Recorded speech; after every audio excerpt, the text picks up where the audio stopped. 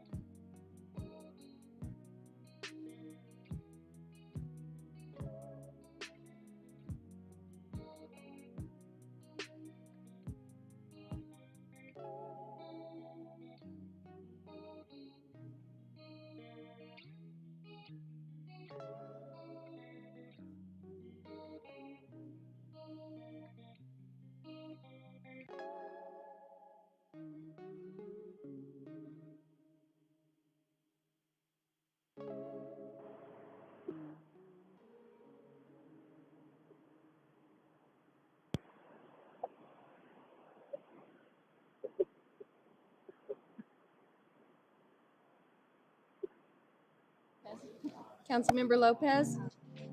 Yes. Hi, we'll start in just about 5 minutes. Okay. Thanks.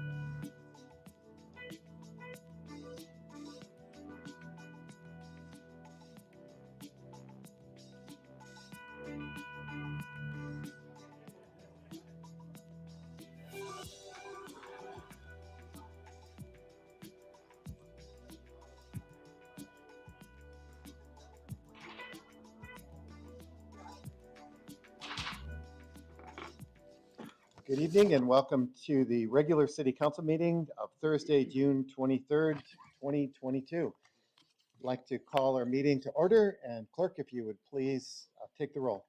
Mayor Hartke? Here. Vice Mayor Rowe? Here. Councilmember Harris? Here. Councilmember Lopez? Here. Councilmember Stewart? Here. Councilmember Ellis? Here. Councilmember Orlando? Here. We have a quorum. Very good. Our invocation tonight will be brought by Pastor Tim Klontz from Family Bible Church and our Pledge of Allegiance by Council Member Christine Ellis. Pastor. Let's pray. Lord God, I thank you for the privilege we have to not only live in this great city, but a privilege that we have to ask you to come and bless us. Lord, we want your blessing. We want your wisdom. We want your guidance. And Father, we want your protection. I thank you for the police officers and the first responders and all the people that serve in our city. Father, we thank you for these councilmen and women. And I just pray, Lord, that you would give them wisdom from above. Lord, just bless and protect, especially we think about our children in the schools. And we just pray that you'd protect and bless our children as well. And so, God, we just dedicate this night to you. And again, thank you for such an awesome city. We are thankful to you for that in Jesus' name. Amen. Amen. Please join me in the Pledge of Allegiance to our flag. I Pledge allegiance to the flag of the United States of America and to the republic for which it stands, one nation, under God, indivisible, with liberty and justice for all.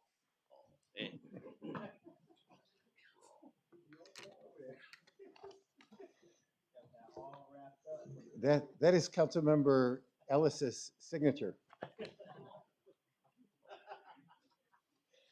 Council, we have tonight we've got 39 consent items. I do have one statement on one of these, and then we have 3 action items and as well as a hearing. So before we take a motion, I just would like to, one of our individuals that had applied for the Citizens Panel of Review of Police Complaints and Use of Force, Clay Praux, withdrew his application. So even though he's listed on there, we will not be putting him in that capacity. And I don't believe we need to change this because ultimately it's the action of being sworn in that puts him on that particular commission. And we will continue to work to fill all of our commissions, including this particular one. So Council, how would you like to proceed tonight? Mayor? Mr. Mayor. Thank you, Mayor. I'd like to make a motion to approve the consent agenda items number 1 through 39 for this regular city council meeting dated Thursday, June 23, 2022. Okay, we have a motion. Is there a second? Second. Second by Councilmember Harris. Council, any recusals, any questions before we vote? Yeah, Mayor. Councilmember Orlando. Yeah, I'll be voting no on item 27. No on item number 27. All right, thank you. Council, hearing no others, please vote.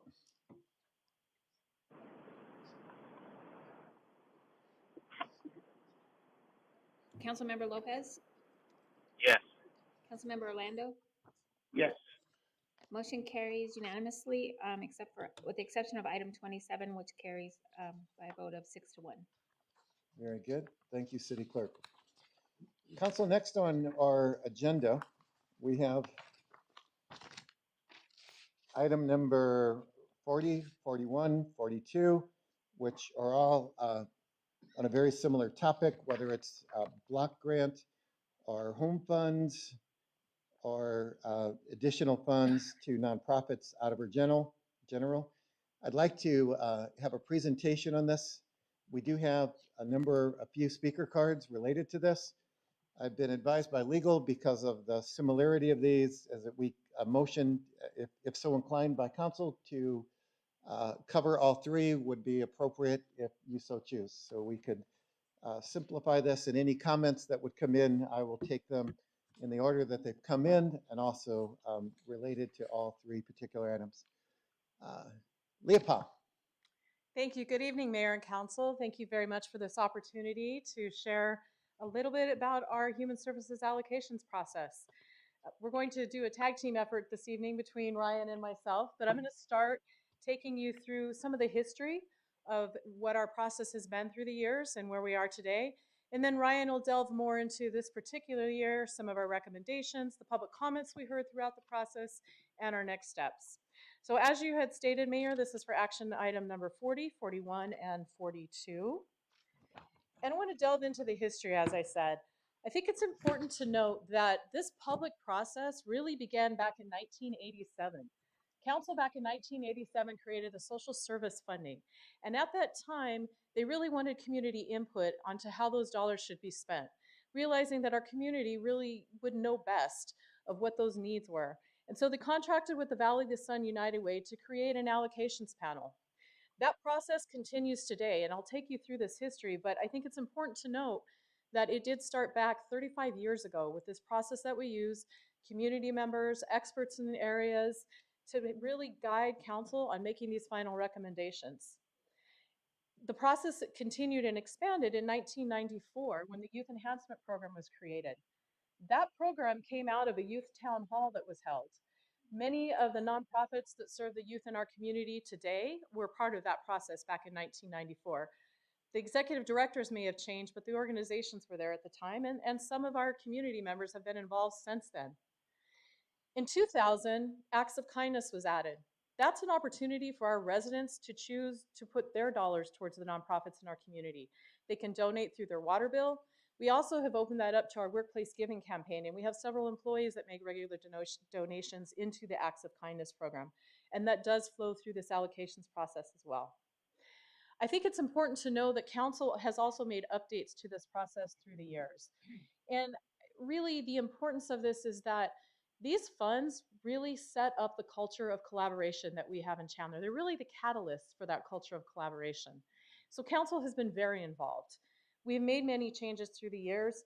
2010, we had a consultant that came out, met with stakeholders, met with the Housing and Human Services Commission, had quite a bit of dialogue with the nonprofits, met with council at the time, city management, and really gave us some great suggestions on overhauling the process. At that time, the process prior to that, in about 2006, 2007, the process came back from the United Way and came into the city when our Housing and Human Services Commission was expanded, and that's when it fell under their purview.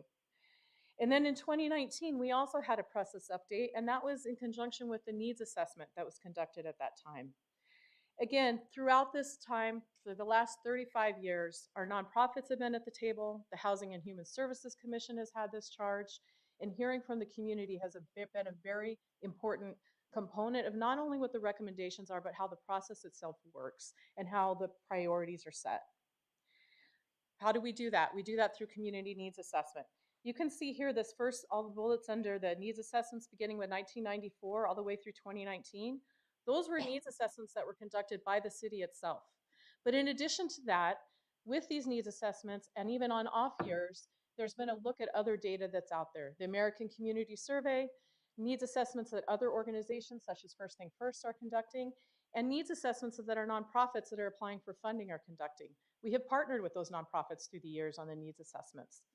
The last one that we did is the 2019, and again, that is what set the priorities in the process that we currently have today. Throughout that time, we again engaged a consultant. Council gave us funding to be able to engage a consultant to have this very public participation process. We had 5 focus groups.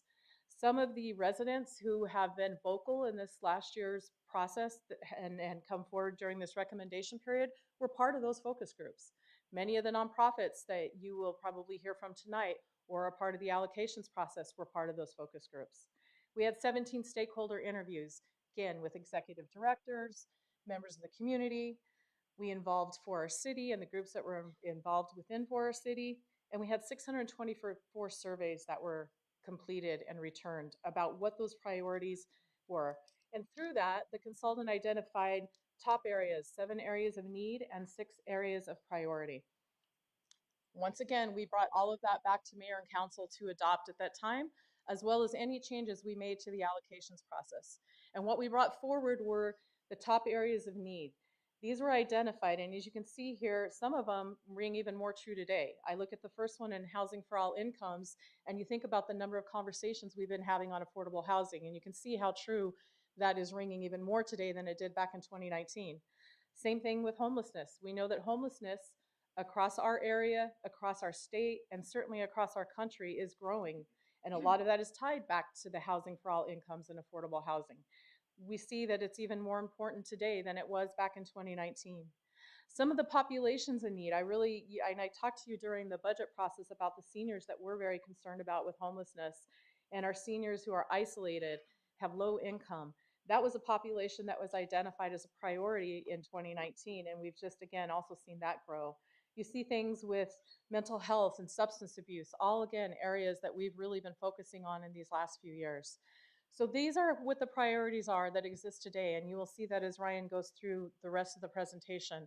But I think, again, just want to emphasize how important it's been that council has been the one to approve the priorities and the process and really had a voice in all this for the last 35 years. Before I turn this over to Ryan, does anybody have any questions on the history? Councilmember Ellis. Thank you. When you talk about the history of over 35 years, can you really explain who really started that as far as that group at the time and what Chandler looked like at the time versus kind of continuum from where we are right now and the progress that we have made with the timeline? Yes, absolutely. Mayor Harkey, Councilmember Ellis, what happened was in the early 80s, nonprofit organizations would come forward at a council meeting like we are tonight and ask council directly for funding. And as you can imagine, you've made many tough decisions sitting at the dais. It would be hard when one nonprofit might bring in a youth, somebody else might bring in someone who's a victim of domestic violence, somebody else a person with disabilities. And it became very difficult and challenging for council because of course you wanted to help everybody. So that's why council thought it's really important that we get community input and we look at experts in the area to help drive this process. So the fund was established and the contract was made with Valley of the Sun United Way, who at that time had a local office here in Chandler. You know, our population certainly was at least 200,000 less than what we have today, probably even more than that. And so we were talking about a much smaller community. But that also is what has set that tone, and as I talked about, really being that catalyst for collaboration in our community, set that tone of 18th Avenue, Thomas. we can be connected here and we can work together. And even as large as we are now today, we work very closely together. Our nonprofits are wonderful collaborators. They collaborate with the city, and that really goes back to that initial organization and the way that it was really laid out all the way back 35 years ago to bring people together. And it just has continued as our city has grown. Thank you so much. Thank you, Mayor. I just want to make a comment. I remember looking at the 2007 review, and one of my observations was that there was a simple statement in there saying the faith community was an underused asset to our community, and that led myself, you, and many others to form For Our City. And I'm really grateful for the faith communities across our community engaging with their volunteers, their assets, whether it's their properties or other things, to do a lot in their city. And it was that statement on there that kind of really highlighted that, and it was really important to me and apparently to the council at that time. And so I've been really appreciative of that. Yes, thank you, Mayor. And as you know, bringing everyone together along with the faith community has just allowed the city and our partners to be able to look at where there's gaps, where there's overlap in resources, and really maximize the resources in community, get rid of duplication where we can get rid of duplication, but bring people together, more importantly, to fill those gaps. All right, with that, I will turn it over to Ryan for our next section. Thank you, Leah. Good evening, Mayor and Council. Okay, so I'm going to tell you a little bit today about the current allocations process and the recommendations coming forward to you today for approval. So this is sort of just an overview of the process. So each year in August, the staff and the HHSC work together to develop the process for the coming year. They review the application, the scoring criteria, and they update them as needed. They approve the timelines, they approve the public participation process, and they approve subcommittees who end up evaluating the proposals. This is the time, very early in the year, before the application even goes out, that subcommittee evaluation panels are developed, and all subcommittees are composed of several human services commissioners, all of which are Chandler residents, and then other key stakeholders who are either content area specialists for the group of applications that will be reviewed, or they are key stakeholders like police and fire, people from the Chandler Unified School District, or even other commissions such as our Neighborhood Advisory Committee. In October, then the staff hosts an orientation for any applicant that would like to serve City of Chandler residents who meet the criteria of wanting to meet one of the priorities outlined in the community needs assessment, and they're eligible as a nonprofit. The very next day, the application is released, and we do this through our grants management software. And then typically the application is on the streets for about 30 days. This last year, we gave a little bit more time. There were a lot going on with COVID, and our partners were expressed that they needed a little bit more time, so we were able to do that. And then once they come in about a month later, staff conducts technical reviews. And these reviews are looking for eligibility and also completeness of the application. If those two criteria aren't met, staff will contact the nonprofit organization and work with them to try to get in a complete application or to encourage them to apply for other fund sources that they might be eligible for. Then following those technical reviews, all of the applications are assigned to their individual subcommittees. We do have 4 subcommittees, and I will be going over that a little bit later in the presentation here. Each subcommittee meets 2 or 3 times to review these applications. They take it very seriously. It is a significant commitment of their time. They individually review all the applications, and then they come together as a group to make recommendations to the Housing and Human Services Commission, who then in turn make recommendations to you. I will speak a little bit more in the future here about our public participation process. So after that, the subcommittee makes recommendations to the HHSC, and then we have a public participation process. And I'm going to talk to you about that a couple slides from now. And then, of course, following your approval, staff will work with each agency to develop a contract and get their service going. This is just a review of the applications that we received this year. So we received a total of 64 applications with a total request of over $5.1 million. So we have just over, between the 3 fund sources that we're allocating, we have just over 2.6 million to allocate. So that's about 50% of the request.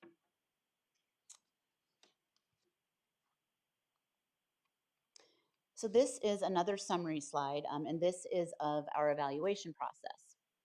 As I mentioned, the applications are reviewed by 4 subcommittees, the CDBG and Home subcommittee, so that's all of our federal dollars going to this process, and then 3 committees that divide up the applicants that have applied for general funds, so basic needs, youth, and special populations. So basic needs are things that might meet in a vulnerable person in our community. There, you know, it might be food, it might be clothing, it might be shelter, things like that. Youth are for specifically for youth programs, and special populations generally serve seniors, veterans, and people with disabilities. Catch my place. I'm sorry, let me go back one here. So you can see here that for our federal funding, we only received 10 applications. And that's because our federal funds are highly regulated. The dollars are very restricted for very specific purposes. So you would have to have a very strong administrative infrastructure to be able to work with our federal funds. We received 54 applications for our general funds applications. So that's where 3 of our subcommittees focus their work. Okay. So back to that public participation process. As I mentioned, our process here is extremely robust. We really believe strongly that public input is very important. That's who can tell us what the needs are in the community and how we can best serve them. So for the federal funds, the city complies with and we actually exceed the Maricopa County Citizen Participation Plan. That plan, and we follow that because we are a member of the Maricopa County Home Consortium, which provides us a portion of our federal funds. That plan requires 1 public hearing and a public comment period. Here in Chandler, we do 2 public hearings and a public comment period for each of our fund sources. And again, we do that just to provide the public the maximum opportunity for input. All of our plans and recommendations can be found digitally on the City of Chandler website. You can also get a hard copy just by coming to our office or asking us to mail or email you a copy. We are not, I'm sorry about that, we are not required to do any kind of public process for our general funds, but again, we choose to do that because we want public input as much as possible. So we also do hold a public hearing on our general funds before our Housing and Human Services Commission makes their final vote. That gives both residents and nonprofit organizations that are applying an opportunity to talk to us about our recommendations and tell us what their thoughts are. So we had, as Leah mentioned, we had a very robust public participation this year, which is great. We encourage that. We want that. And so we got that this year. So over 60 people, in fact, 68 people attended our public meetings, all of those meetings we just went over throughout our process this year. Residents were mostly focused on the impact of homeless programs on neighborhoods, the demographics of persons served in those programs, and on program performance. And of course, I'm summarizing. Nonprofits were primarily spoke in appreciation of the city's support and emphasized the increased demand for services and for resources. In addition, we did receive a petition this year, which 52 Chandler residents signed, and it was in opposition of the city's acceptance of federal and state funding support of homeless programs. So like I said, we're always extremely grateful to have public participation, and we got that this year, and we hope that that will continue. The programs funded through the allocations process, they really take great care to make sure that their services do not impact Chandler residents and Chandler neighborhoods. One of the things that we encourage through our application process is involvement with the Neighborhood Resources Department and with For Our City and other community-wide events like that, so that, or groups like that, so that people really do understand the impact that they are having in the Chandler community. And so I just want to give you an example of that. So for instance, our iHelp program, which is our faith-based program that, it's not a faith-based program, it's a program operated by faith organizations to provide shelter for vulnerable Chandler residents who are living without shelter. They bus in and bus out participants every evening and then every night from shelters so that residents aren't waiting in a neighborhood for services or being dropped off in a neighborhood from services. So they come and go from our host organization, which is Ascend, and then they're picked up and dropped off at that location each night. So that's just an example of the things that our programs do to make sure that they are a good neighbor and that they are not having a negative impact on our community. Ryan, I just wanted to Yes. clarify. When you said bust in and bust out, that really is just from the Ascend location Yes. where they assemble, and then they're also dropped off there, or they have the option of, if they're working, if they've acquired a job, to do the same? Okay. Yes, Mr. Mayor, thank you Yeah, for that bust in and clarification. out can mean something different I'm to sorry. different people, so.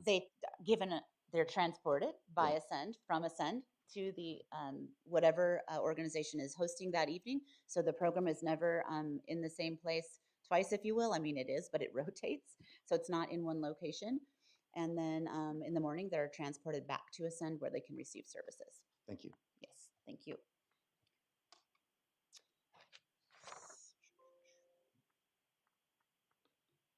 Let me find my place again. Okay. So of course, we are providing, our organizations are providing human services. So the people that they serve have a large variety of needs and barriers. And the funding source that they receive largely will describe who they can serve with what funds. And although the general fund commitment has not increased since July 2001, you as the city of council have taken every opportunity you've had when there have been supplemental funds available to provide more funding to our nonprofit. And the last 2 years is an excellent example. Funding has been provided through the CARES Act and through ARPA Act, almost doubled to our nonprofits over the last 2 years because you had it and you recognized the need. So whenever funds are available, they are made available. Unfortunately, we're out of those special COVID funding, so we're back to our normal levels. But anytime we have a chance, we try to supplement, and we're going to make a recommendation to you tonight to do the same. Likewise, federal and state funds are also extremely important.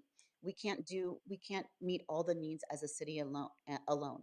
Federal and state funds allow us to leverage what the city can do and to do even more good in our community. If we didn't have federal and state funds, there would be a much lower level of service in our community, and you would see much more things like homelessness and hunger on our streets. Further, I think it's important to note that providing homeless services is much less costly than not providing homeless services. So when you don't provide homeless services, what you have is an unsheltered population who are using our public services as their main source of service. So for instance, they have lots of contact with police and fire. They go to the hospital and use the emergency room like it's their doctor. They're involved with the criminal justice system just to meet, just for survival crimes and to meet their basic needs. Living like that costs exponentially more than being stably housed, and we can stably house people and provide support services for a fraction of the cost of people using our public services in a way that they weren't meant to be Mayor, used. Councilmember Ellis. can you please also, in that little gap, talk about encampments? Because that's exactly what happened also. When we don't have services, we've seen the increase in encampments. Yes. And what does that do to our city and our neighborhoods? Sure, through the mayor, Councilwoman Ellis, encampments is a perfect example. Right now, again, because of the addition and your willingness to fund additional outreach workers through our Chandler Connect Homeless Outreach Program, we have a team of 7 on the street right now, and they are able to really go out there and outreach the additional encampments and people experiencing homelessness that you are seeing. That's happening in every city, but you're not seeing what you see in every city in our city. And that's because we have an excellent team that works 7 days a week. They have extended hours from 6 in the morning till 9 at night in some cases, depending on the day. So, and they are out there, following every avenue to help people who are living in encampments and to engage them to come into services and use our shelter system and our housing system to change their lives. Councilmember Stewart. Thank you, Ryan. It's great presentation so far. Thank you so much. So what you're saying is that the federal dollars and the state dollars are essentially what's keeping or helping people like move away from their encampments or maybe get the help that they need. So I get comments all the time where people will say, I go to other cities and there are encampments everywhere. What are you doing in Chandler that's making that difference? Is that the federal and state funding that's helping us do that? So right now, the city of Chandler is using the CDBG funding. You'll see coming up in a slide here that's one of our navigators is funded through that, and also our client services specialist, and also a lot of the support services that go around that are absolutely funded by CDBG. And that is our primary fund source for that. Right now, we have the great benefit of using COVID funds for additional navigators, but when those go away, we're going to be back to only really having our CDBG for that right now. So, and then we also have a little bit of GF funds that was provided long ago, and it funds a partial navigator, not a full navigator. So that is our primary fund source for our Chandler Connect program. Yes. Thank you, Ryan. You're welcome. Okay. And then finally, there's just no evidence to support that homeless programs bring homeless peoples to a specific locale. In fact, it's very hard to engage people experiencing homelessness. They are not looking for services. We are looking to serve them. And it takes a long time. It takes trust building to help them understand how we can help them and help bridge some of those trust issues that they have from all of the trauma that they've experienced in their life. And so it really takes our reaching out to them to get them into homeless services, and then their lives change. But they don't come to us looking for services. So that's just a misnomer that I wanted to dispel today. Councilmember. And Ryan, these folks that you're talking about, are they these are veterans, these are older folks, these are people with mental disabilities in many cases. That's what I've heard. Is that more the norm than maybe folks that are maybe drug addicts and things like that? What's your take? Mr. Mayor, Councilman Stewart, certainly we have a large population. Before the pandemic, it was said that about 20% of our population of people experiencing homelessness were what we would call chronic. And that meets the definition that you just sort of went over. People who are disabled, people who are using substances and or mentally ill, and people who are frankly older. That's our older population of people experiencing homelessness. I think that that we'll see when the numbers that we're finally starting to generate again start to come back in. I think that population is rising because our population is getting older. And so folks that have been untreated for a lifetime, there's more and more of them. But we also are seeing families experiencing homelessness increase very rapidly because of what's happening in the housing market. So people who are getting evicted are families. They are households that one day have housing and the next day do not.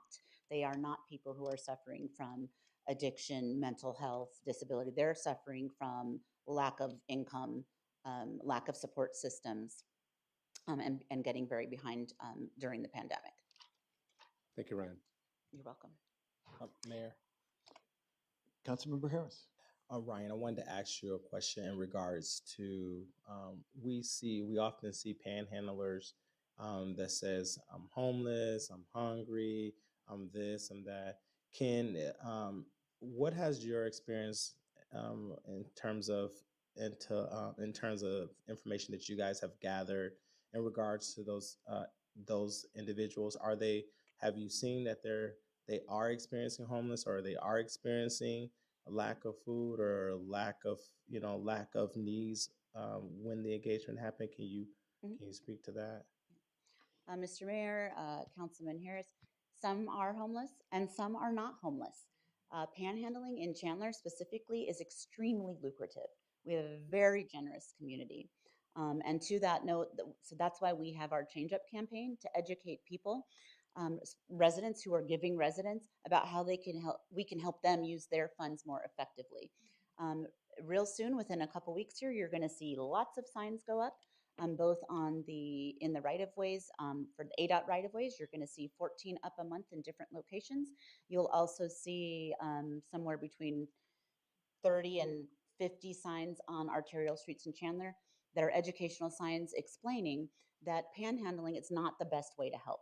Unfortunately, panhandling, while the intent is very good, the outcome is very bad, because you're enabling somebody to stay living on the street if that's the case, or living where they're living but not actually seeking permanent employment that's going to give them purpose and give them, stability and productivity. The longer you live on the street, the faster you die. So the average age for somebody that lives on the street is 49. So that's a very short lifespan. So, and what I meant is your average length of life, not your average age, excuse me. So while you think you're doing a good thing, there are absolutely better ways to give. And some people are not. And some people do come from other communities to Panhandle and Chandler. Continue. Okay, thank you. Okay, so here's our first recommendation. These are the CDBG recommendations. You have all of this information, of course, in your packet. The HHSC is recommending to you a combination of public services, code enforcement services, and then support of housing preservation and affordable housing. So you have much more extensive narratives in your packet. I know this information is very small. The total amount that we received in CDBG this year was just over 1.1 million.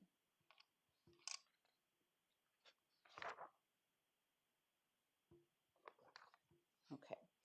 And this is our other source of federal funding, the home funding. This funding comes to us through Maricopa County through the Home Consortium. And there are two recommendations before you today. One is for the acquisition of affordable rental housing.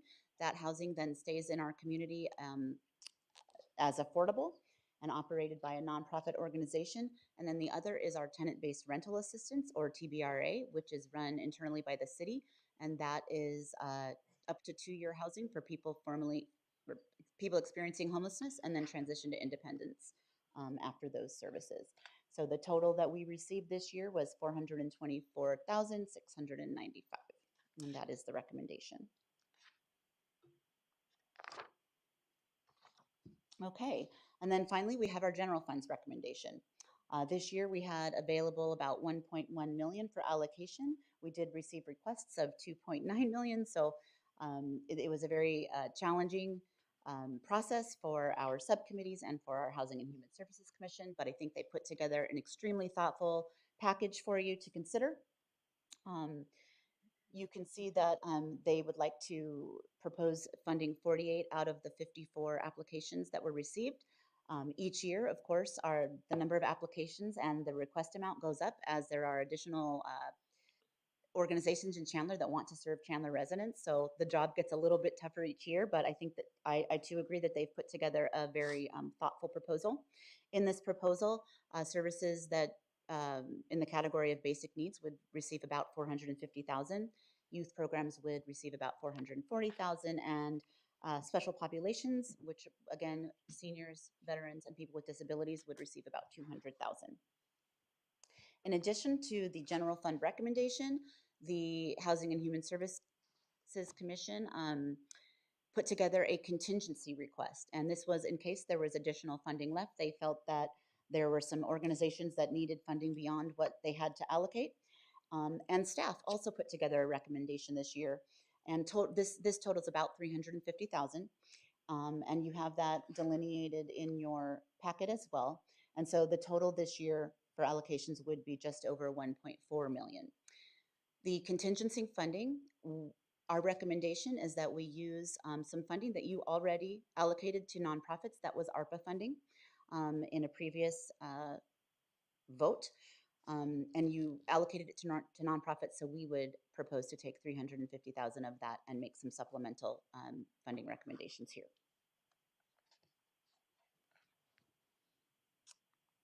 Okay. So because we had such a robust discussion about homelessness this year, I wanted to just highlight for you the services are included in these recommendations that serve homelessness.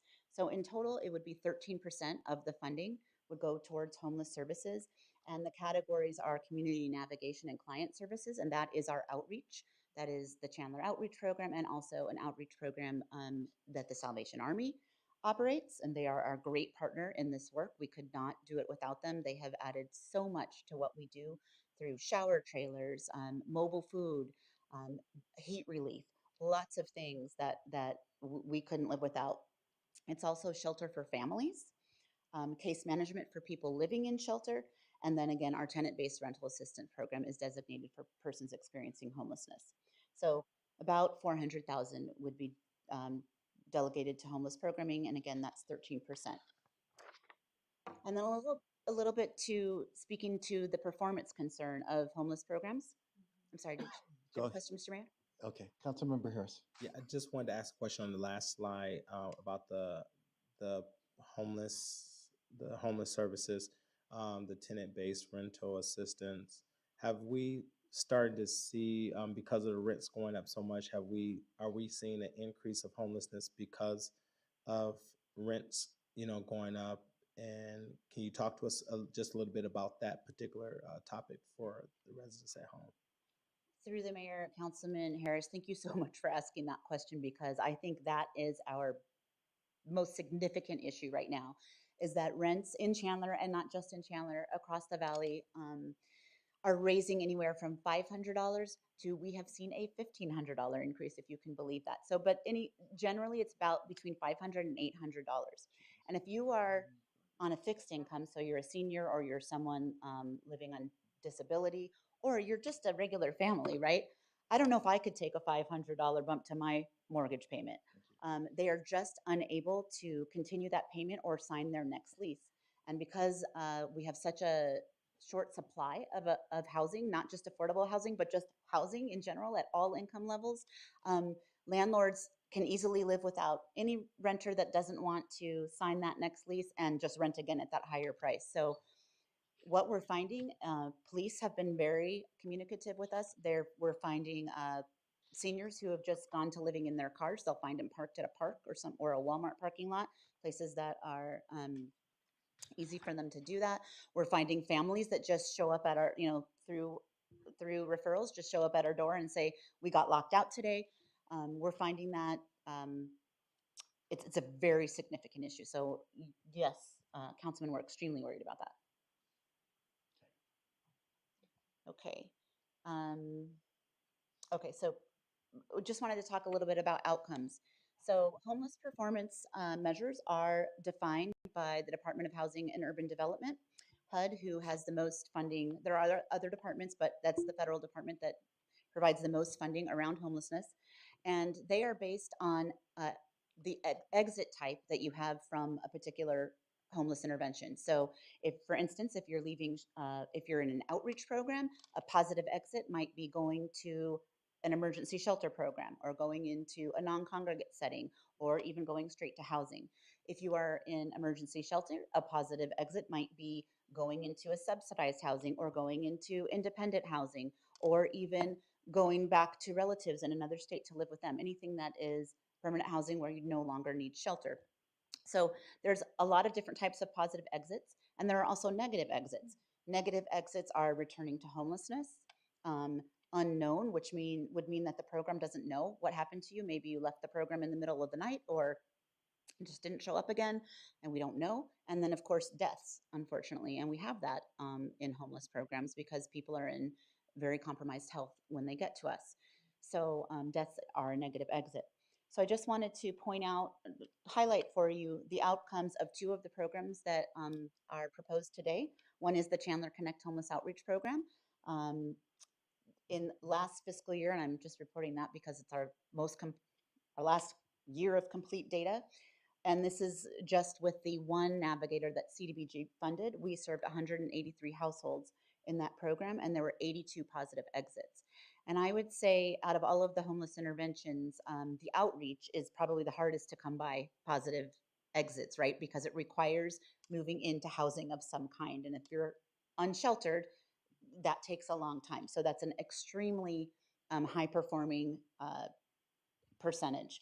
Then I wanted to just mention the tenant-based rental assistance program. Um, those are the two programs that are getting the most of our homeless funding recommendation. Last year, it had 100% positive exits. Now, it's a 2-year program. So last year, only 8 out of the 29 households moved on to housing in that particular period, and they were all positive exits. And 21 of the households remained stable. We didn't lose anyone last year. Nobody negatively got evicted, or exited to a non-positive exit. So I just wanted to point that out for you. You look like you have a question. Councilmember No? Ellis. Okay. Thank you, Mayor. Can you talk a little bit about prevention? Because I've heard the numbers. I've been in this arena for over 20 years, and I understand the process. But can you talk about prevention? What is it that we're doing here in Chandler? Because we make it so hard for people to be homeless in Chandler. It's unbelievable. I've never seen anything like it in all the other cities that I have helped, or be on the pavement and helping, feeding, doing whatever we could do to help. But in Chandler, I know that we have make it really hard for people to become homeless. What is it that we're doing to prevent people? When we looked at the numbers, I know Miss Leah always said how much it costs to keep people into their home versus after they become homeless. Can you explain that, please? Sure. Through the mayor, Councilwoman Ellis. So prevention is another one of our major tasks in our department. It's not one of the things, well, actually, that's not true. We are funding prevention through this program in the general fund. Basic needs category, we are funding, we are recommending to fund Ascend for eviction prevention. And that looks like rent and utility payments. So there is, I believe it's 120,000, if I'm not right, I'm getting the yes. 120,000 for eviction prevention in this proposal. So the very best thing we can do in a market like ours, and in such a strong, vibrant community like Chandler, is keep people in the housing they're in, because once they leave it, there is nowhere to go, right? right. Other than a shelter program. So anything we can do, whether it's financial, monetary assistance to keep you in your home, or housing stability services to help you budget down, learn how to strategize to make housing a priority, any of the things that we can do on the prevention arena is excellent.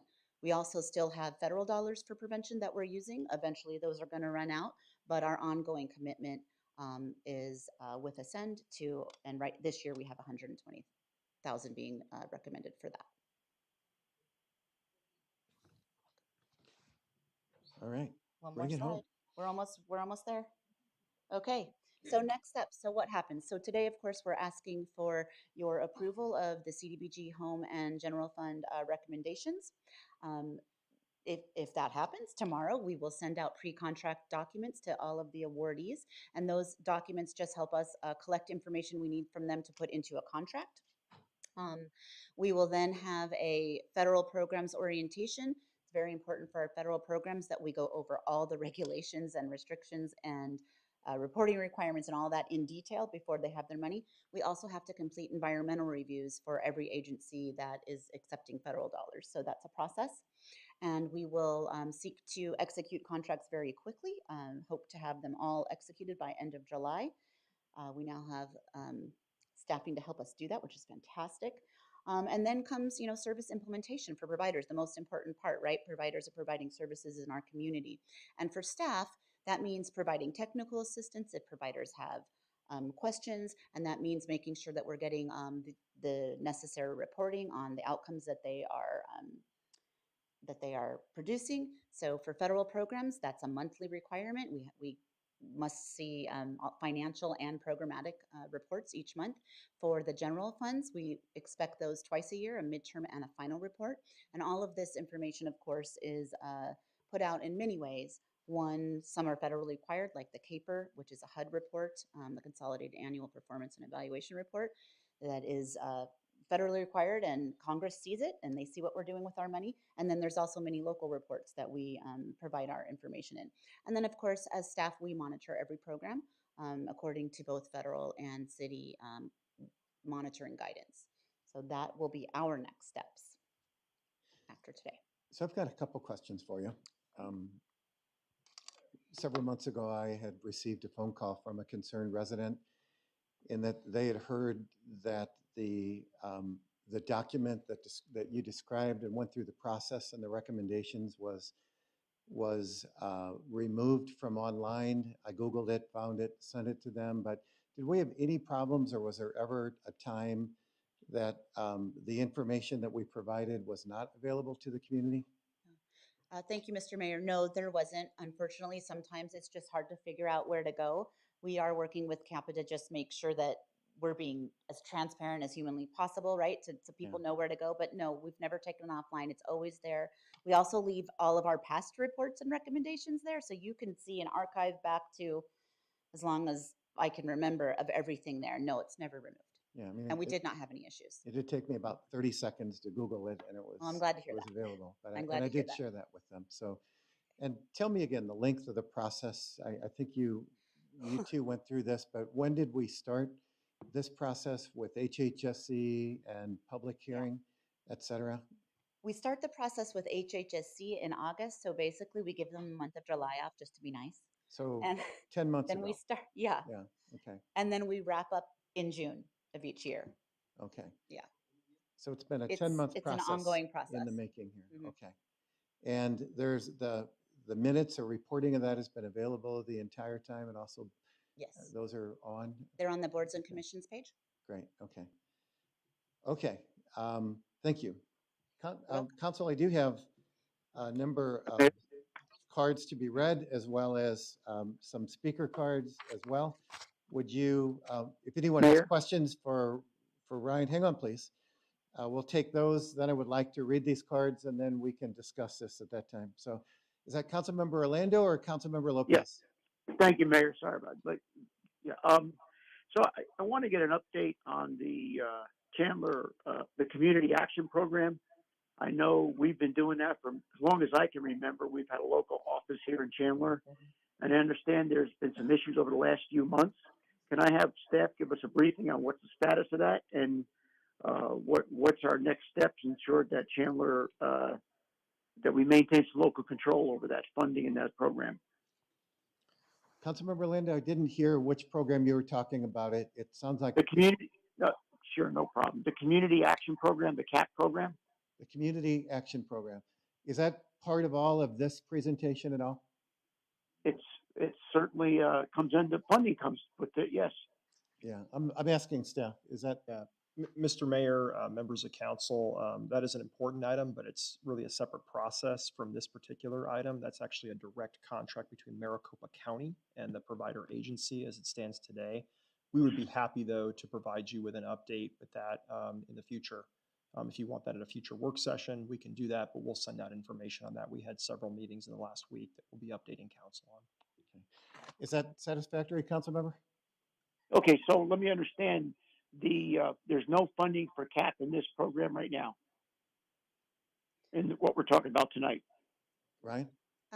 Mr. Mayor, Councilman Orlando, there is $120,000 of general funds proposed to go to the CAP tonight. Right, so I'd like to have So it is, discussion on it, okay. because it is germane to this discussion. Indeed. So proceed with his answer, please. Councilman Orlando, this is approximately what the city of Chandler has provided to our CAP over time, and this is what we continue to propose to provide. Okay, so what about the county share of this?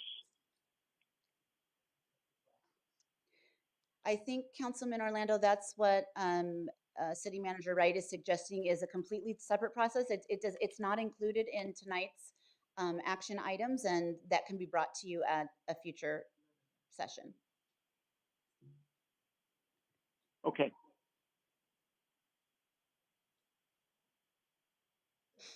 Okay. Any other questions for, it's always difficult Yeah. trying to read someone online. So we apologize for the moments and Councilmember Orlando, because I don't know when you're done or further follow up, but Vice Mayor. Thank you, Mayor. The subject of homelessness and what you all deal with is not as easy as some would suggest. And in fact, we do have some homeless people that reject any kind of services. Sure. And so, which may cause some mini camps that crop up, and we work with our police department to try and deal with that in a legal way. Is that correct? Through the mayor, Vice Mayor Rowe, you're absolutely right. Homelessness is not a simple solution. It's very complex. We have excellent partnerships with our police department, and we work hand in hand with them to deliver services where we can and where there are crimes being committed, and enforcement is the right thing to do. That we absolutely do that with them, Yeah. and we've been having great success in partnership with police. Yeah. There was a ruling by the Supreme Court Mhm. that basically said, you're not going to be able to take a hard line with homeless people unless you work to try to provide some place for them to go. In other words, you can't say get out of town by sundown. Right. I mean, No, that's and Councilman, that's very true. and so that has changed things quite a bit. Through the mayor, Councilman, yes. And so we have had to have very strong partnerships, because when there are crimes, we can enforce on that. When there aren't crimes, then we focus on services. But together, we are generally able to clear an encampment and get people into services. And where people don't want to go into services, then sometimes the judicial system is needed until they're ready. Yeah, and I've had the opportunity to see what goes on with iHelp through Ascend, and to be honest, I was concerned about these programs a little bit, but when you see those people and that Ascend is basically having, hey, this is what if you're in our program, you have to do this, you have to do this, and you have to do this, and you have to move through the program a little bit, because there are people waiting to get into the program. So there's absolutely there's a little bit of accountability. There's a little bit of expectations that are provided these folks, and so while we're being benevolent and helping with the support of the community, we're trying very hard to get people back in their homes and try and make sure that this isn't on the streets, and that people, our citizens in general, have a better life too, because of these folks have a place to stay. That's right. Is that fair? That's very fair. Through the mayor, vice mayor, this is a twofold game, right? It's certainly for people experiencing homelessness to better themselves, but it's also to keep our community to have an excellent quality of life and be able to enjoy our neighborhoods and parks and streets.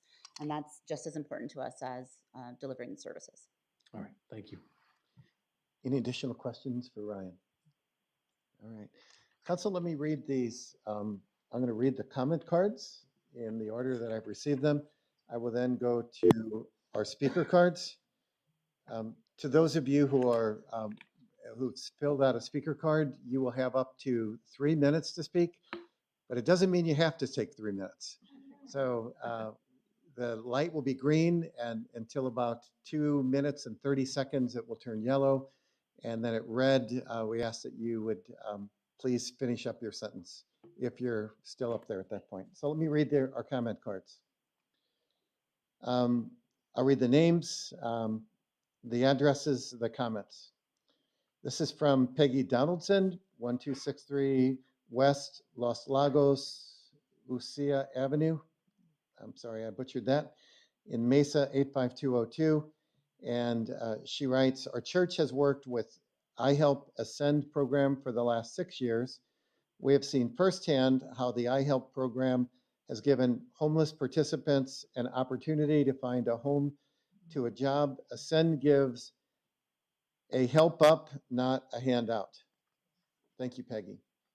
Next one is from Edwin Mata, at 295 North Rural Road, Chandler, Arizona. He writes, I wanted to write to express my support for the City of Chandler general funds to support local nonprofits. Junior Achievement of Arizona has been a grateful partner of the city's for several years and have been able to teach thousands of students from Chandler. The third is a joint writing from Miss Mariano and Linda Sawyer. Address given is 750 North Karen Drive, Chandler, Arizona. And they write, this topic warrants further discussion and resident taxpayers' input. And it's an opposition. The other two were for. The next one is support from Mike Solberg from 75 East Civic Center in Gilbert. Please approve these items as a benefit to the community. That was a letter of support. Our last comment card from Linda Sawyer, 1158 West Linda Lane, Chandler, Arizona. A request to table items, this is a post, until 7/14/22 meeting. Public should be able to comment. We need time to address with other residents that oppose. And one more comment card from a Kimberly Sue from 1549 West Islandia Drive in Gilbert. Just a statement or just a X of support. I can now go to our speaker cards. Our first up is Craig Tripkind. And Craig would like to speak on item 4042. And Craig, please state your name and address for the record. And sir, you have up to 3 minutes. Thank you, Mayor. And thank you, Council. And I want to say first, Chandler's been a leader in addressing homelessness. It's a regional problem. You've got some great staff people, and Ms. Balsh and Ms. Powell, and and I just think you should know that. I think it's very important. And Mayor, you actually served as the chair of the Continuum of Care for many years, and you've shown that leadership. This is a regional problem, and however, 40% of the households in Chandler are housing stressed at this point. And this is not about blind humanitarianism. This is really about making a city that works for all. We are all in this together. Homelessness, I'll leave it with this. Homelessness is bad for the individual who's homeless. It's bad for the neighborhoods that have to have the impacts of this, and it's bad for the city as a whole. We are one. Thank you. Thank you, sir. Next is Jeff Williams, speaking in support of item number 42. Jeff, please state your name and address for the record. You have up to 3 minutes, sir. Thank you, Mayor. Jeff Williams with representing the Salvation Army, 85 East Saragossa Street here in Chandler, 85225. First, I want to thank you guys, all of you, Mayor and Council, who have been continually in support of all the things that the Salvation Army has done in this community. And I just wanted to further express just how well what you are doing works. There is a collaboration in this community that is unlike any other I have ever worked in. I've been in large metropolitan communities and small rural areas, and nobody can touch the success that Chandler is having on meeting the needs of homeless individuals. We're seeing an uptick in disabled individuals coming in who have been homeless. This is the first time in years that I have had people who have been homeless for less than a week, which means it is happening, and it is happening right now. But I can tell you in the same breath, I can make a phone call to the navigators, and in 15 minutes, I have those people on their way to ICANN and Ascend to get the help that they need and get them into a bed, and that it is happening, and people are getting back off the streets, people are getting stabilized, and people are getting their needs met. There is going to be more asks. There are going to be higher requests. It's going to happen. We're in a time in our country that the need isn't going away. And so I appreciate you guys taking this seriously, taking 9 months, 10 months to look at the situation and really dive into what it is, because it's not going away, and we will stay and we will continue to work with these individuals as long as you guys allow us to on your behalf. And so we just want to thank you so much for your support that you have given us up to this point. So thank you. Thank you, sir. Next person up is Carla Sorrell Verduzco. Apologize for butchering your name. If you could state your name and address for the record, and you have up to 3 minutes. Hi, my name is Carla Sorrell Verduzco, and my address is 9403 West Tolleson Street in Tolleson. I grew up in Chandler, Arizona, and forgive me, I had to write things down because I talk so much and it'll be long. So, when I saw the need for homeless through my childhood living here in this community, um, just people in my community crying out for help just because of hunger pains, which broke my heart, and that's why I do what I do. And for example, when you see some of us have like regular day-to-day lifestyles, and we're people that are established, we get very busy, or we just can't get the food because we're running late and things of that nature. But we have those hunger pains, which are unsettling. But think of the homeless people that are out there on the streets with no food and stuff like that. They're suffering 10 times more because they don't have the necessary means to get food or water. On top of that, they're tired and stressed out due to, everything that's going on in their lives. I see people digging in garbage cans at stores looking for food throughout my community. And occasions, I notice people doing these things, and I would offer them food, and they're crying to me, pleading for help with these things. Um, so, with that being said, what I take away from working with the homeless is giving myself to others, no matter what the choice of circumstances they're going through. We're not called to judge. We are called to help and support to prevent hunger and homelessness. Just offering them that support. This is my vision.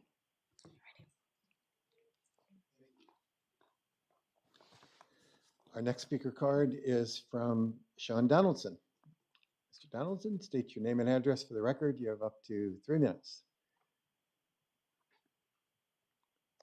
My name is Sean, excuse me, Sean Donaldson, 1263 West Los Lagos Vista, Mesa, Arizona, 85202. And I'm involved with Evident Life Church in Gilbert, and we're partner with Ascend and the I Help Homeless program. We've been doing it for 6 years. We, first of all, I want to tell you the people that you see on the street with the signs, they are not part of this I Help Homeless program. When you're part of the program with I Help, you're not allowed to have a sign. They meet with caseworkers. Once they get in the program, it was talked about, they needed an intake center.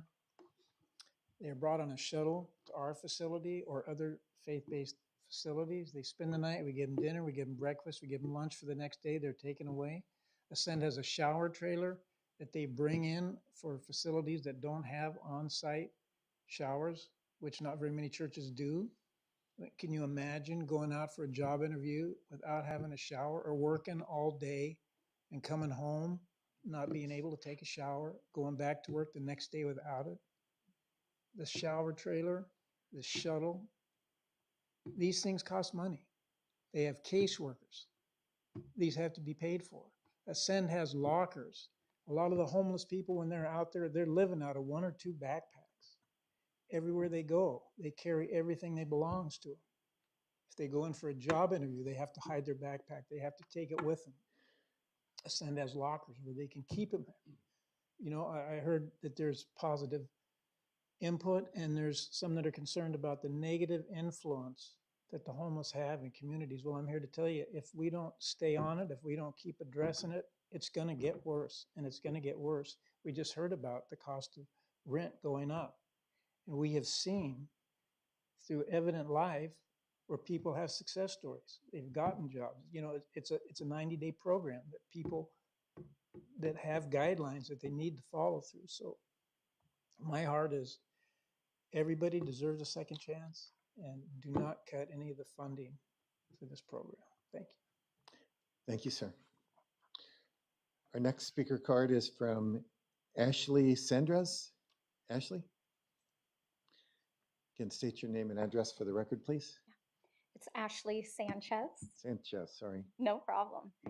1803 East Jade Place in Chandler. And I am on the board of directors for Ascend. I have been a huge fan of Trinity Donovan and her leadership here in Chandler and the work that she's been doing. I am a Chandler resident for all over 13 years. Both of my kids go to Chandler Public Schools. I'm very happy to live in this vibrant city that's done so well for our community. And I wanted to talk today about Ascend and how they offer services that prevent or mitigate chronic issues. For example, the rental assistant programs like CAP, food services, which mitigate health impacts.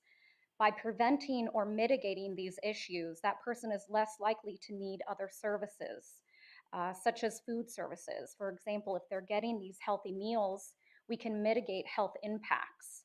That person is less likely to call 911, less likely to be in an emergency room or need health support. By having that person not need other services, we are saving money for Chandler. The services that Ascend provides helps individuals get back on their feet and helps individuals get healthier, effectively preventing families from requiring more resources from the city. As a result, Ascend services offer cost savings to the city. Families get help now from Ascend rather than getting no help and requiring more intensive and expensive resources in the future. The state homelessness report found that we experienced a 30% increase in homelessness in 2021.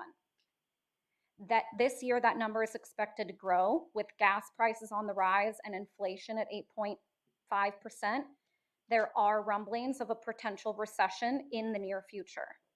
If that were to happen, who knows what the increase in homelessness will look like, as we've all been talking about tonight. And who is going to help these people after the recession hits?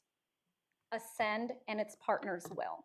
Ascend and its partners with the police and also with our city. And I'm very proud of the partnership and the way that we've all worked so well together. Ascend is the one who will be there when no one else is. They are not creating homelessness. Ascend is a steady resource while the community deals with an unstable economy. Thank you. Thank you. Our next speaker is Scott September, council member. Please state your name and address, and you have up to 3 minutes, sir. Mayor, Council, I am Scott September. My address is 953 West Mesquite Street, Gilbert, Arizona 85233. I'm on the board of directors for the CC's Hope Center. And I'm actually here to speak about item 42, Mayor and Clerk. I'm sorry, I put item 40 on there. So it's really item 42. Would you like me to come back to the podium for that? Please continue. Since we're addressing all of these at the same time. Great. So since we're doing that, what I'd like to do, Mayor, with your permission, is have another board colleague, Janie Scholes, speak first, and then I'm gonna continue once she's spoken. We're both here for CC's tonight. Okay. Okay, hi. Hi, thank you so much. Our first home was here in Chandler in '94, and I just want to congratulate everybody for all the work. I can't imagine how many meetings there have happened since then, but the city is beautiful. I'm also a business owner in Chandler, right on Dobson, since 1999. So I feel like our money, our tax money, is being spent very wisely here, and I feel like you guys are very responsible and careful with the funds. I appreciate that. I'm And humbled. Janie, can you state your name and address? Oh, I apologize. I'm sorry. Janie Scholes. I live in Gilbert at 441 East Vermont Drive. Thank you. Okay, so anyway, I just wanted to come here as a board member of CC's Hope Center.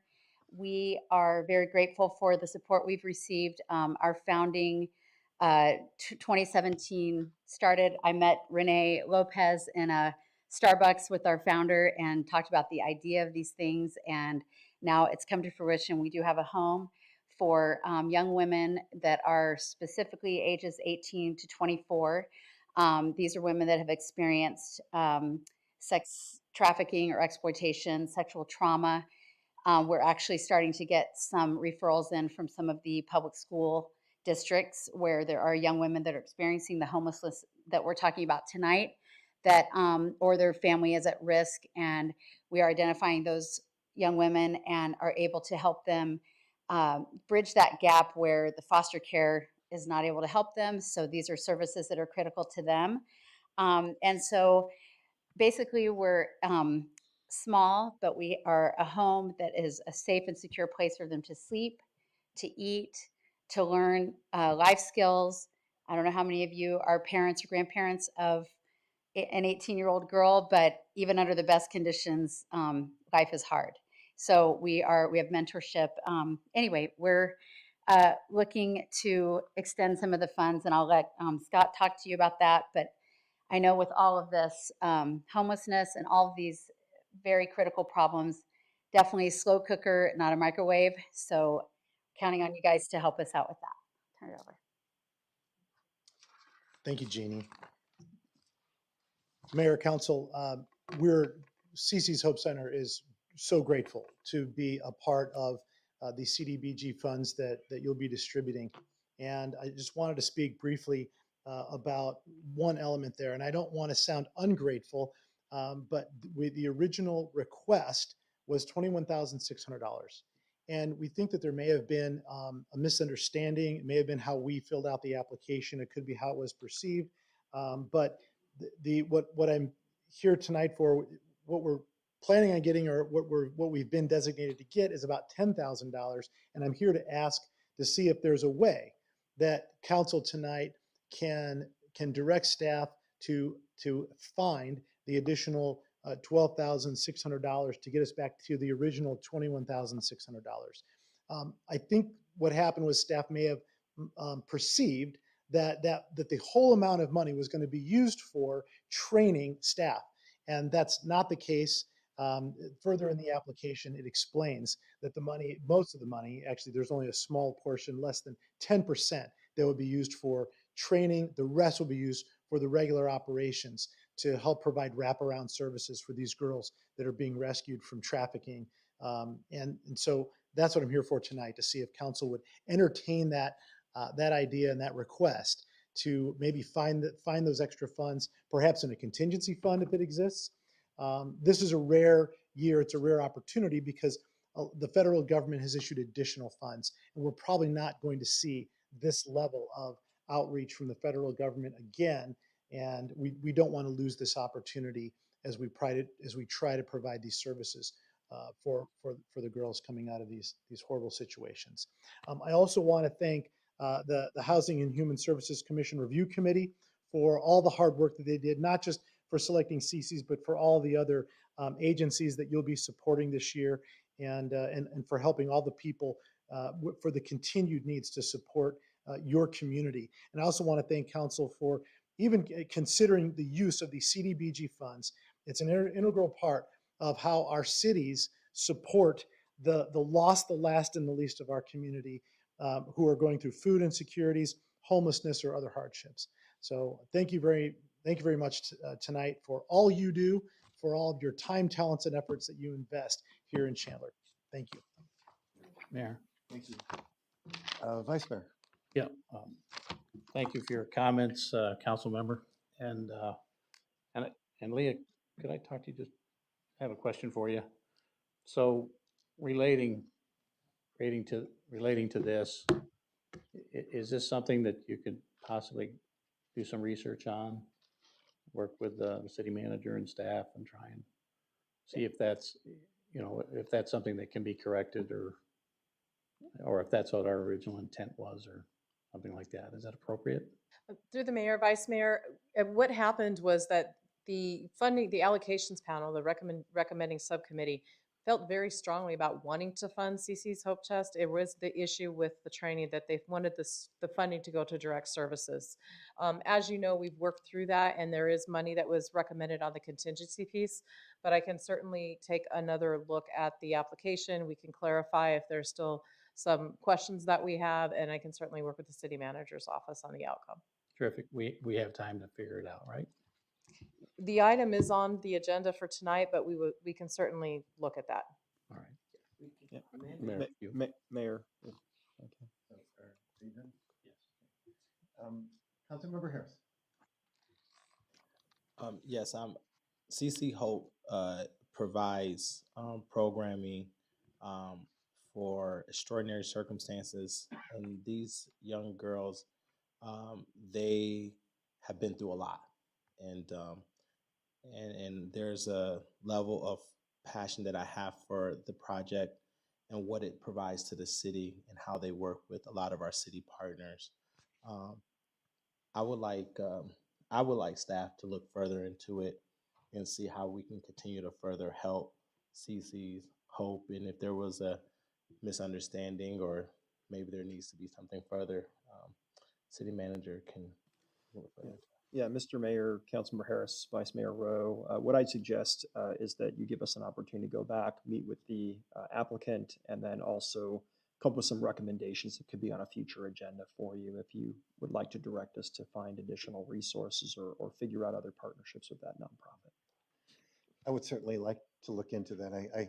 What I don't want to do is be making funding decisions from the days. That's exactly in your presentation of why we appointed a citizen panel that would actually sort through these. But I think you've heard the wishes of council to explore the requests and see if there was some misunderstanding or possibilities. So, council, anything else on this? Okay. So, Mayor. Just on this specific one item. Correct. We talked. That's what I was Yes, going to ask. Councilmember. Are we taking this off the agenda then, or is it still on the agenda to vote on tonight? I believe it's still on the agenda, and if there's additional funding available, that could be a separate thing. Okay. Is my understanding at this Thank point. you. Thank you, Mayor. Okay. Further discussion, council. I just, yes, Mayor. Councilmember Harris. We heard a lot of discussion tonight. I was very excited about how we are using these funds. The programs that we have set before, this has been around before I was the councilman. And I'm a pretty young man, so I may not have been quite born yet, but there was a reason why our the framers of the framers that has put together in the last 30 years what Chandler should look like. They laid out a vision for the city.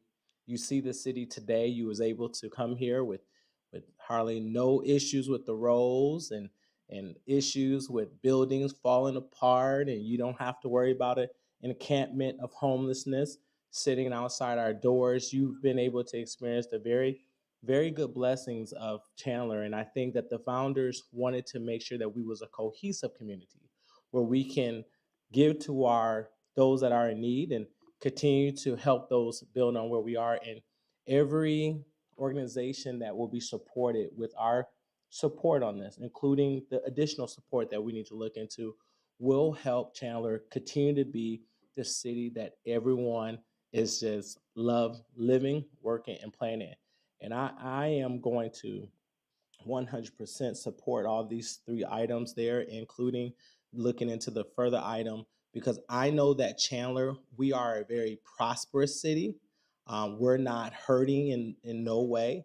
And I know that the funds that are available and the funds that we will vote on to give back to these non-for-profits to further our community is going to be very well received from those organizations, and they will put the work to good use. And I know a lot of these organizations on this sheet of organizations, they have been splendid with their work. They continue to produce results, and we continue to get the benefits of that because we're helping people that are in need. This is what the good book tells us we should do. This is us reaping and sowing the benefits of when we do well and when we do good to people. Those benefits that God gives us, this is what makes our city whole. We pray about it every time we stand up. We pledge allegiance to it because we believe that there's a greater. And I am proud to be able to support these things and be able to continue to see our city move forward. So, Mayor, with that being said, thank you. And I'm going to hand it back over to you.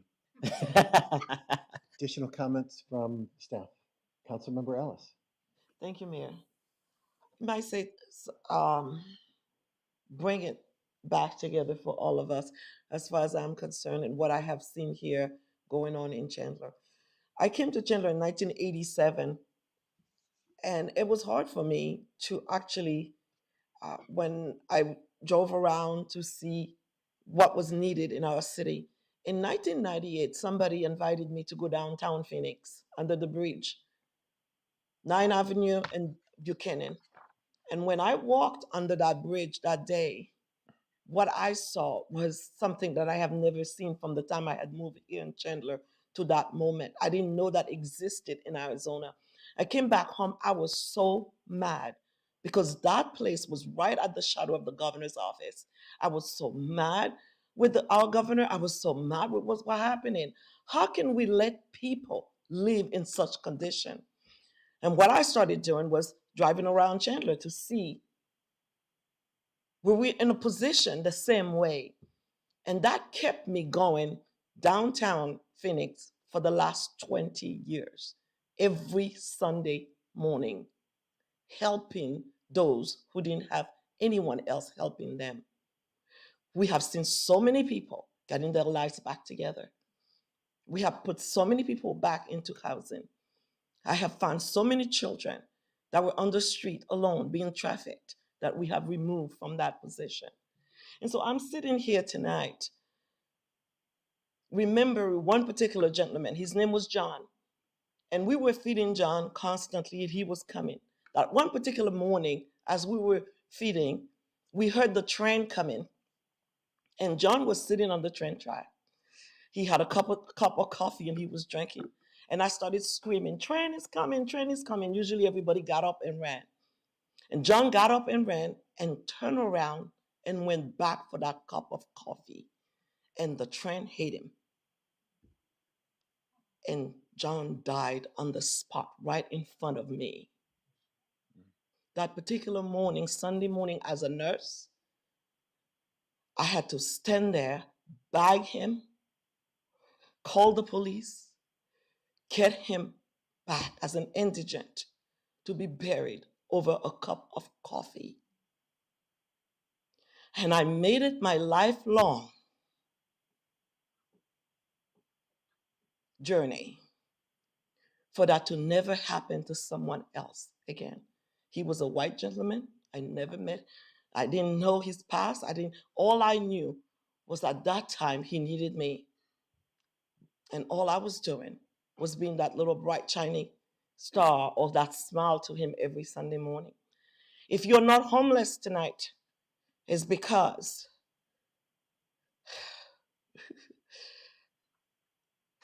those around you are helping you. There are those of us right here, right now, who are living paycheck to paycheck. And I would like us to think about this when we are making decisions. I don't feel that we should wait another minute to release these funds because it depends on other people's lives that are out there right now. That tomorrow they might not wake up because where they slept tonight, somebody stopped them. Yes, I have witnessed that. I had to go and push their body over and see the knives in them.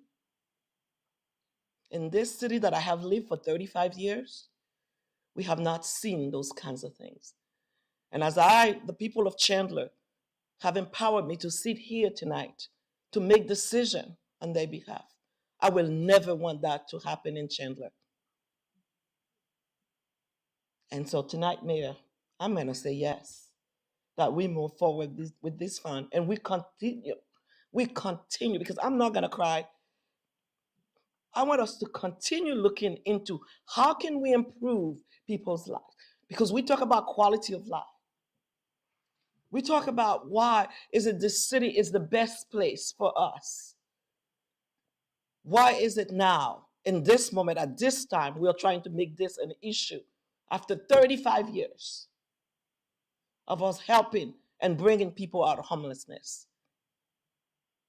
If you lived here all these years, why wasn't it a problem before? Why is it now a problem?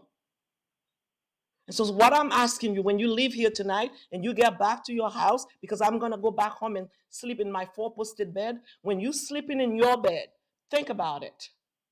Where the people that we are thinking about helping tonight is going to sleep in the rain tonight. I don't want to continue this talk here before I get a little bit too emotional about it, Mayor. I Too will late. stop right now and say yes to the vote. Well, I'm hearing a lot of people say yes, but nobody's making a motion. Mayor, I make the motion, Mayor. I second the motion. We have a motion by Councilmember Ellis to approve items number 40, 41, and 42. 42, correct. And I'm seconding it, Mayor, down here before I cry. Okay. We have a motion and a second. Any additional comments from council? Council online? I just want to say I appreciate the work that you do. It's council that has given you, I know, the priorities, even what we're looking for. I've heard in the past that we don't know what's going on, but I know it's council that has set those priorities. And in terms of addressing the needs in our community, I'm grateful. I've been somewhat involved in helping our homeless friends for many years now. And a lot of them are no longer homeless, and they have my phone number, and they call me up, they text me, and it's a beautiful thing to see people who have lost everything find their feet, find a life, contribute, and give back to others. And this has been a step, what we've seen in Chandler, and whether it's through Cece's house or Ascend or other agencies here, I appreciate a city that does consider the least of these in our community and sees how we can help them. So with that, council, please vote.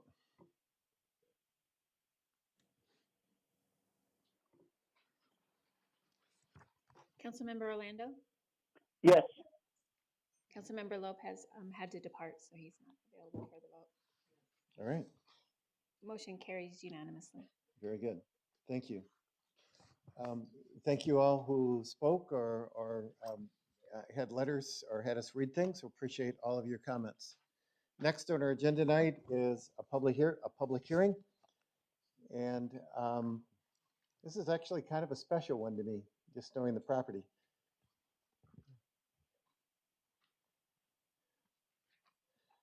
We will have a staff presentation.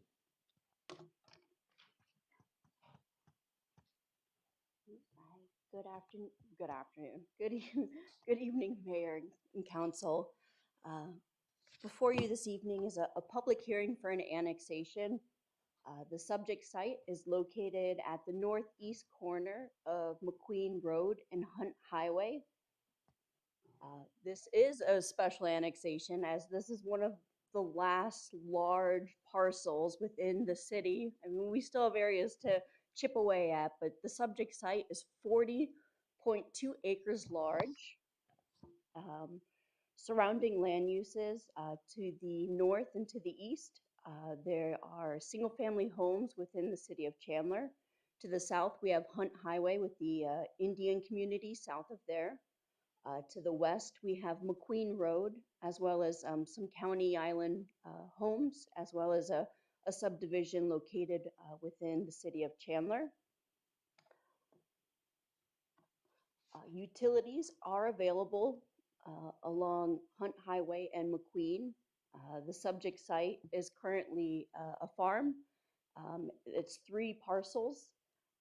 The subject site is also home to 2 of Tex Earnhardt's Longhorns.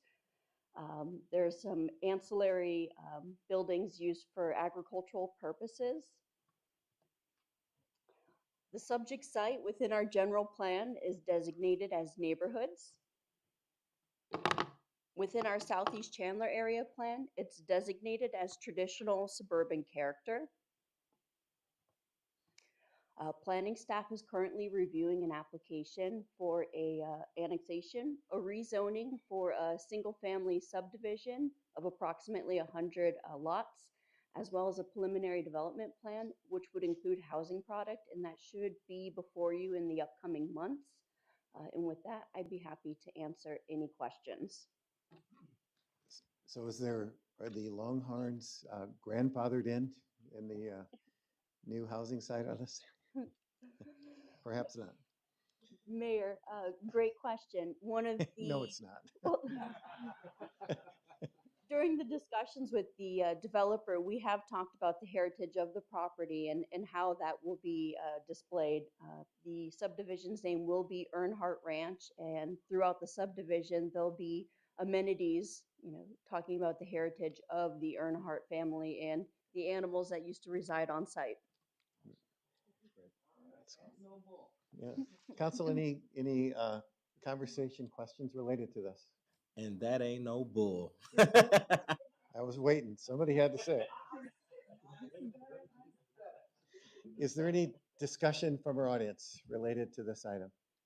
Okay, hearing none, I'd like to close our public hearing. Council, next on our agenda is unscheduled public appearances. Do we have any, City Clerk? Mayor Harkey, I have not received any cards. Okay. And then finally, we have current events. So Council, I've got, to me, what is some sad news, and many of you know perhaps the same. One of my mayoral mentors and a person who always had time for everybody, Queen Creek Mayor Gail Barney, passed away last night. Mayor Barney was a mayor for over 2 decades over there. He has a long legacy. He saw the town of Queen Creek double. He had great passions. His loves were his family, his wife, and his community. And anytime I've ever served with him on a community board meeting in Phoenix, he would always be the first one there because driving from Queen Creek, he never knew what was going to get in the way, but a very patient man too, with all of his driving back and forth. I've had the pleasure of working with Mayor Barney on very important regional issues over the years. So if the governor has ordered tomorrow for flags to be lowered to half flag in his honor, and you would pause with me and take a moment of silence.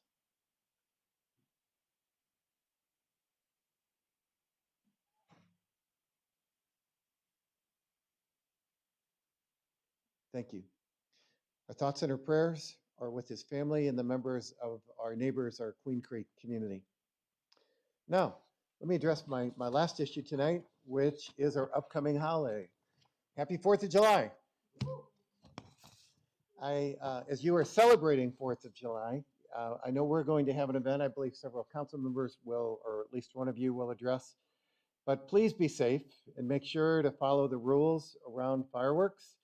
Fireworks are a wonderful way to commemorate the 4th in your celebrations, but please think about your neighbors, your pets, our vets. And in that process, there are fireworks that are legal, there are fireworks that are illegal. Things that are shot up in the air are considered illegal. And we ask that, again, you would be considerate as a Chandler resident, think of your neighbors. My dog goes crazy, and every time we have fireworks out here, we have heard from some of our vets that this triggers things. So as a community who's considerate of one another, just ask that you would be so. And more information about fireworks and what you can and can't do in Chandler will be found on Chandler's Fire website. I do want to wish everyone a fun, safe, and memorial holiday. Memorable. Council Member Harris. Yes, thank you, Mayor. It will be memorable, that is for sure. This past weekend, the city of Chandler partnered with several organizations and community leaders to host 4 Juneteenth celebratory events. The first event was Freedom Week kickoff. The second one was Miss Juneteenth pageant that was held with self-help and culture music in the park, and Chandler Men of Action, the 4th annual mixer. We had such a very diverse audience for culture music in the park. Over 1,000 people registered to come out to it. We was dancing. We even forced the mayor to dance with us, even though he may not have been dancing as much. A loose interpretation indeed. But truly, it was a good time. Mayor and council is always great that they come out and support and make it happen. I mean, this whole week, I gotta honestly tell you that the city of Chandler really recognized Juneteenth. In fact, we were the city that did the most Juneteenth celebratory events in the whole entire state. This year, Chandler really made history with Juneteenth celebration, and it just goes to the fact of the type of city we are, a diverse, equitable, inclusive city, and I'm very proud to be a part of this city. The Culture Music in the Park band was led by Vaughn Willis and Ear Candy, and we want to again just tell you how much it was fun. And Councilwoman Ellis owes me a new towel because she literally took my towel and said it belonged to her. So I was, I don't know what was up with that. We're gonna have to have Chief intervene on this matter. uh, so it was a really good event. If you guys missed it, it was thousands of people. We had a good time and it was great. And the last announcement I will add is this Saturday. If all those that can from the city of Chandler, please come out to this Saturday. We are having an active shooter presentation. It's going to be held by the Chandler Police and Fire Department. It's a 2-hour community awareness event that will be this Saturday, June 25th, from 10 a.m. to 12 p.m. at the Public Safety Training Center, 3550 South Dobson Road in Chandler, Arizona, 85248. The admission is free, but I want you guys to come because this is very important. As you guys know, there has been a lot of activity around this issue, and we want to make sure you guys know how we are handling and how we are keeping our community safe and what are we doing currently right now to proactively make sure we keep our community safe. Chandler has always been a safe community. It will remain a safe community, and this is just another way of how we're going to educate our residents on what that looks like. And if you have additional things you would like us to do better in this area, please come out and share and get a chance to talk and hear what we're doing already, because we may be doing what you already think we may not be doing. We may be doing.